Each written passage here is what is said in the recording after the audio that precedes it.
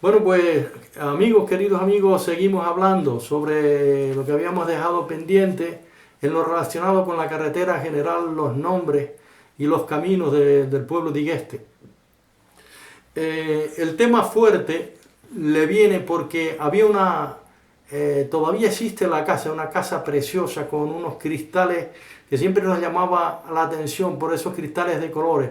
La techumbre es de teja inglesa, fue una casa moderna y que todavía está allí, sigue siendo de los herederos de los Torres.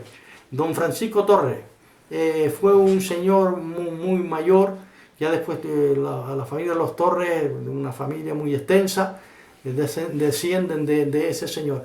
Esos dicen que fue una fonda, se llamaba fonda no para dormir, sino era para refresco, comer, etcétera, y refresco del tiro mular. Y por dentro de esa casa preciosa que está allí, en la famosa curva, se ve la aljibe. Al lado del bar agrícola, si usted continúa hacia adentro, para como quien sube, para donde están las tablas, está la casa a la derecha. Esa casa era una casa preciosa en su tiempo y muy famosa porque allí paraban los carros, como decían los antiguos, para allantar, comer algo. No sé si la palabra allantar viene de Cuba, no lo sé la razón, pero bueno, como fuera, ese era el lenguaje antiguo. Entonces, tanto cuando se iba para el norte como para el sur, se hacía también en Barrancondo, en la fonda de Fermín Higuera y también en la fonda de la señora Juana Peña. Era Juana Ramos, pero que en este caso el marido se llamaba Juan Peña, que era de Fania, casado en Barrancondo, y ellos tuvieron una fonda. Ahí también paraban mucho, pero claro, eso depende, y también más allá, pasando ya en la jurisdicción del Rosario, había otro lugar había otra fonda que se llamaba la fonda del Mamerto. La razón, no sé el nombre y los apellidos, que nadie se ofenda, porque si Mamerto a lo mejor es un apodo, pero no quiero ofender, es que así es como yo he escuchado la historia, ¿no? Bueno, pues volviendo nuevamente a esta famosa casa de la Cuesta de las Tablas, allí se paraban, había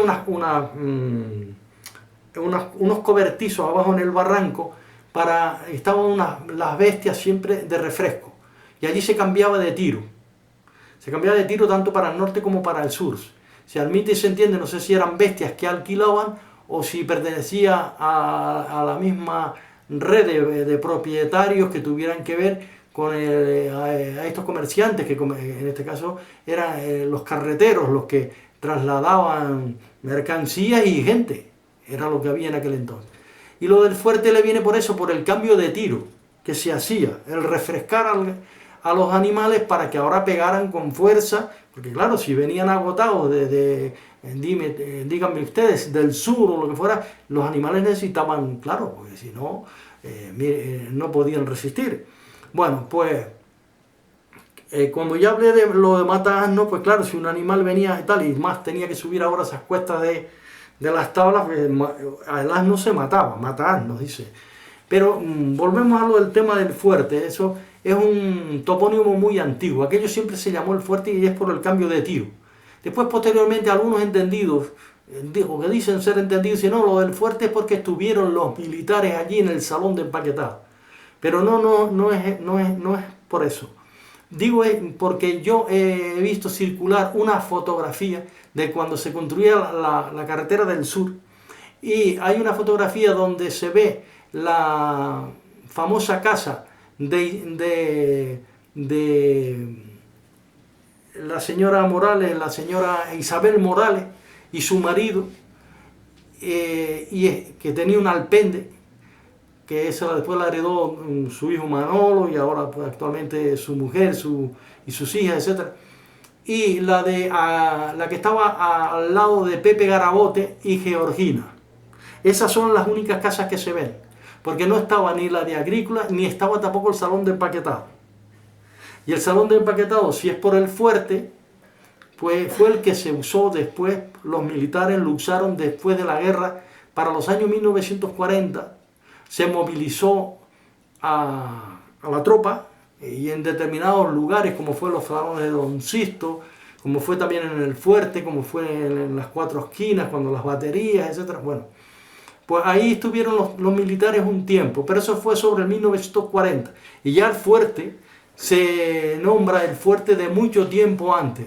Las escrituras en las cuales yo he tenido acceso dice en un lugar en el fuerte, un trozo de terreno de... Entonces el fuerte, ese nombre es mucho más antiguo. Y digo y repito que el lugar donde estuvieron ubicados los soldados es mucho antes, el topónimo es mucho antes de esa ubicación o ese punto de referencia que le quieren dar. Dice no porque estuvieron los militares. Pero no es por eso, no es por los militares. Y los militares estuvieron movilizados, me contaba mi padre, que también fue uno de los que estuvo movilizado, no concretamente ahí, sí estuvo mi padre en los salones de Don Sisto en Candelaria, tiempo, como estuvieron por el sur, claro, 7 años y medio de que estuvo sirviendo en el ejército en aquella época, durante y después de la guerra civil.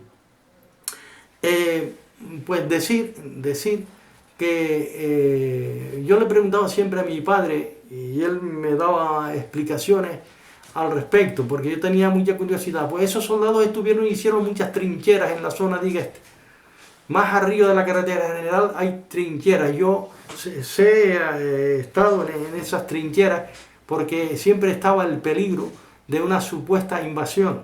Después de la guerra se peligraba que decían, yo no sé con exactitud, de una posible invasión americana, etc. Y toda la carretera de la Cuesta de las Tablas ahí está llena de ventanas, y yo también le preguntaba a mi padre, bueno, ¿y por qué tiene esa carretera? ¿Por qué hay tantas ventanitas? Le decía yo, padre, y tal.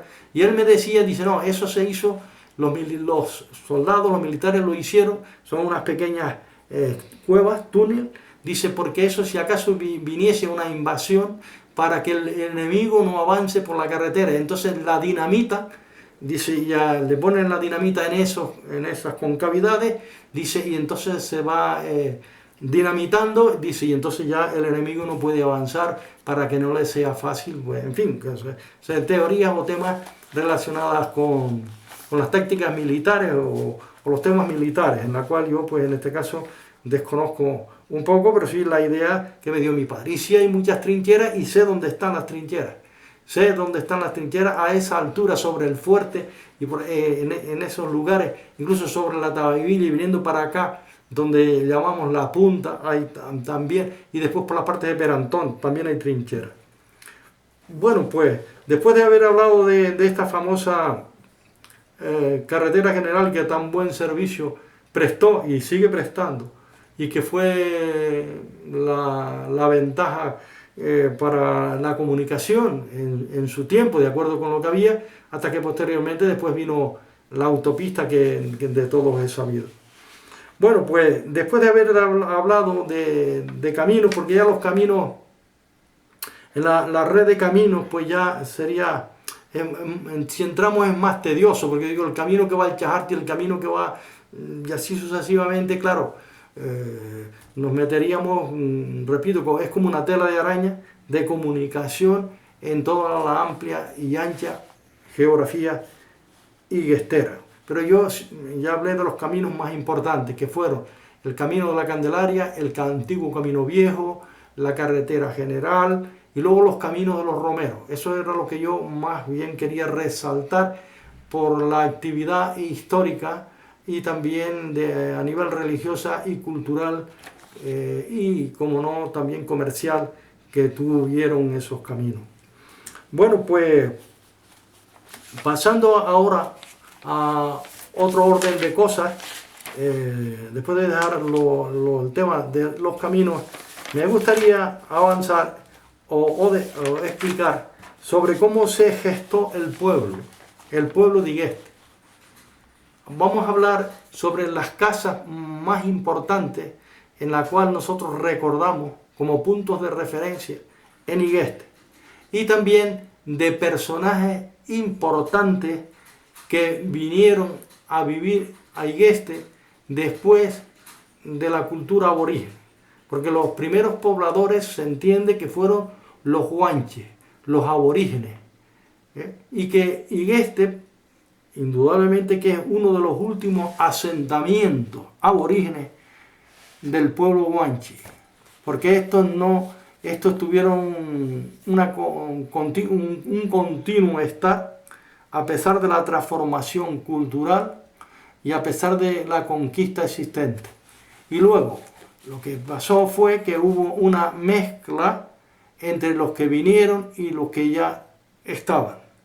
Y por eso el pueblo tiene una gestación y se gestó al tema más moderno, más, en este caso, al término castellano, dijéramos, ¿no? Bueno, pues vamos a hablar, las referencias que yo tengo más antiguas del tema de Igueste, como persona y como población muy antigua, la tengo del año 1000 a 1700. En el 1700, Igueste,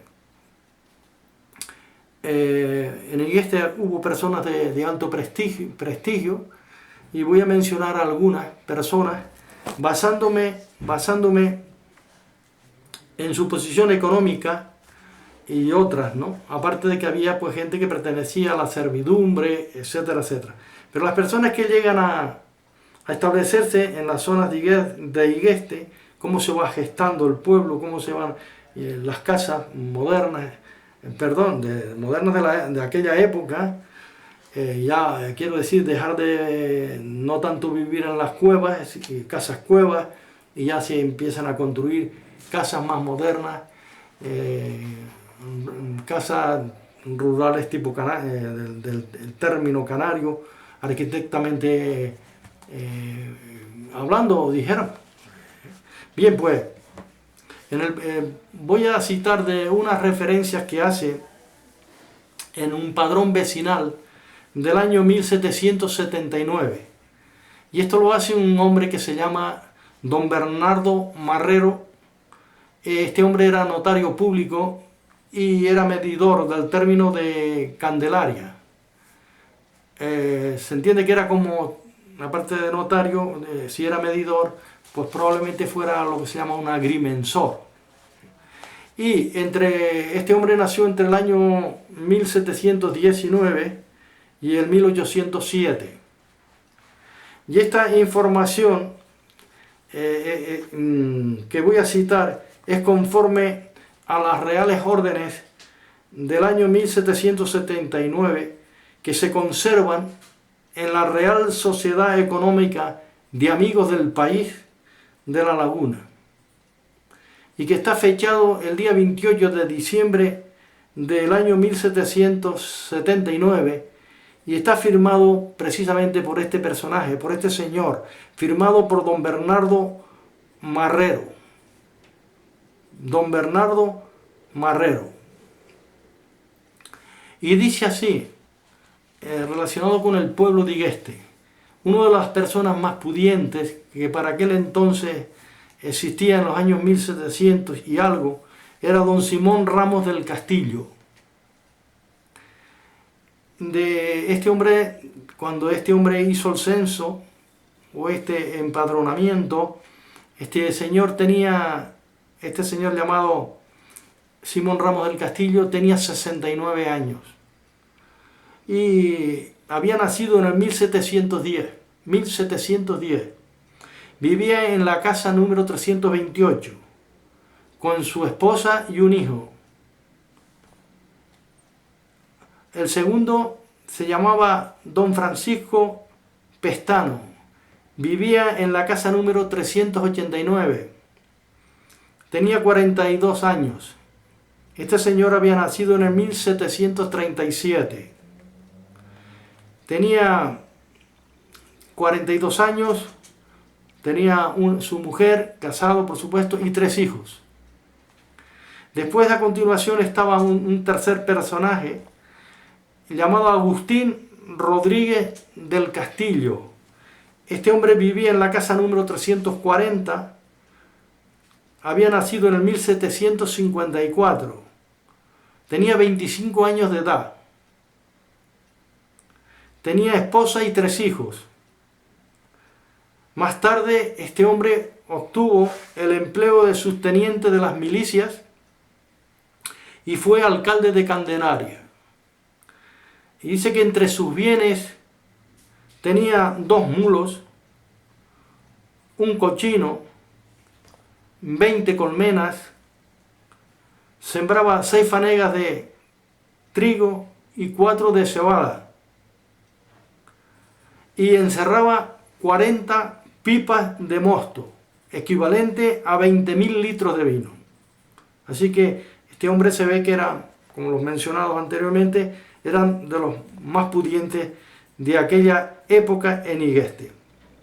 Dice que este hombre último citado, que llegó a ser teniente de las milicias, sabía leer y sabía escribir, cosa que no era fácil en aquel entonces.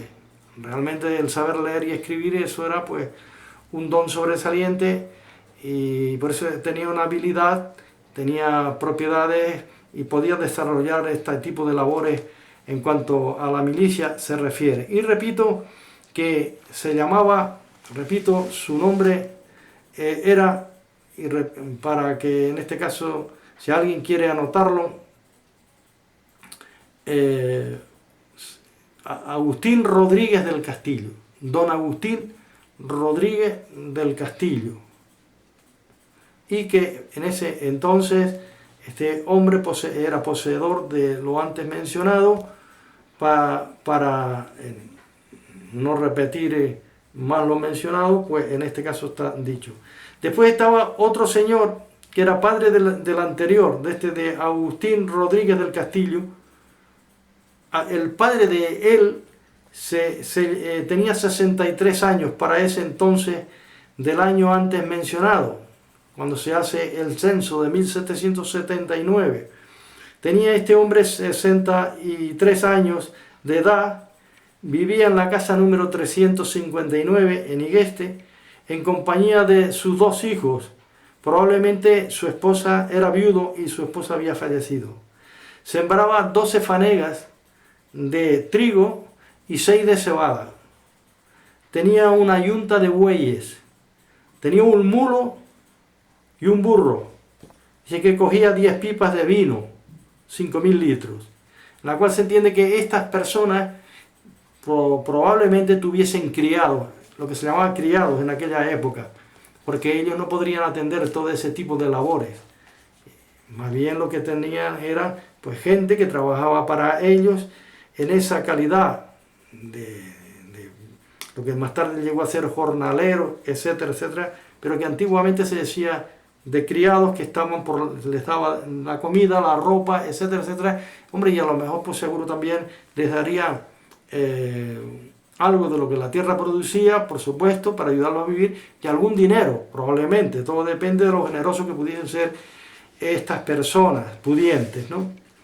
En Igeste dice que en Igeste para aquel entonces, del año 1779, según dice don Bernardo Marrero, este señor comenta que había dos mujeres que sabían leer, tan solo 2 mujeres en el pueblo. Así que cuando alguien se carteaba por cartas, etcétera, dice que se la dabas a leer, pues ellas se enterarían de todo lo habido y por haber, de todas las noticias de lo relacionado con el pueblo. O sea que no había nada confidencial, porque se veían obligadas los que no sabían leer, darles las cartas para que ellas las leyeran. Era la vida de aquel entonces. Por otro lado dice que había 3 hombres que sabían leer y escribir. Y había 2 niños tan solo, que iban a la escuela del convento de la Candelaria. Así que se entiende que bien los padres lo llevaban o ellos iban caminando por el camino viejo. No el camino viejo, sino el camino de la Candelaria. Bajarían, seguirían, o si alguna vez el padre a lo mejor, si tenía un mulo, pues es posible que a lo mejor los padres los llevaban. Y si iban a la escuela, pues eso era para estarse todo un día, llevarían la comida, y allí pues en el famoso convento que sirvió de colegio para tantas y tantas personas en aquel entonces. Pero no todos tenían el privilegio de poder ir a la escuela.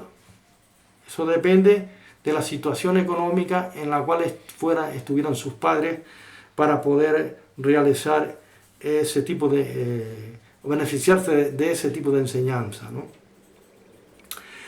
Recordar, aparte de lo ya dicho, y aquí ya no vamos a dejar lo que estaba, la cuestión de los empadronamientos, voy a seguir hablando sobre personajes en donde yo he manejado documentación familiar de aquellos mis antiguos y que de tiempo muy antiguo. Se llamaba Ambrosio Alonso de los Reyes. Este hombre nació en el 1700.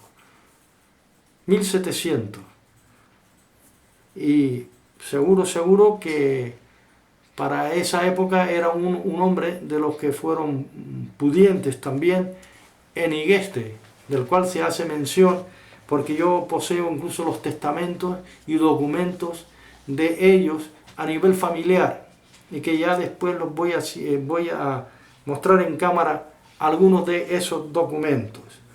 Después estaba Francisco Esteban Alonso de los Reyes y María Josefa Núñez. Ese era un hijo de él. Y después este matrimonio llegó a ser padre de Andrés, o llegaron a ser padres de Andrés Alonso de los Reyes y de Núñez. Ya explicaré también cómo es que este hombre, poseo el testamento de él, no tuvo hijos, casado con doña Antonia Marrero. Y cómo es que él le dejó a su sirvienta, y dice, el testamento dice mi criada, y cómo es que le dejó parte de su casa, bodega, etc. Y dice el testamento, por todos los beneficios que hizo para conmigo. Por otro lado, estaba, como he dicho, hay otro testamento. En ese testamento, mejor dicho, cita y dice cuando él le compró la casa El Maja a Juan Amaro del Castillo y Guadarrama, el famoso militar. Así que vamos paulatinamente a ir desarrollando este tipo de historia. Y perdonen que tenga que recurrir a los documentos, porque aquí no es fácil, porque tengo que coger e ir al documento, porque ya no es fácil desarrollar este tipo de historia. Pero yo con mucho gusto lo estoy haciendo. Otra cosa es la que yo en este caso viví, lo que estaba hablando de los caminos, etcétera, etcétera, pero a veces esto no es fácil. Pues nada, amigos y guesteros y guesteras y amigos todos, hasta la próxima, y vamos a seguir conversando relacionado con nuestra historia de Igueste.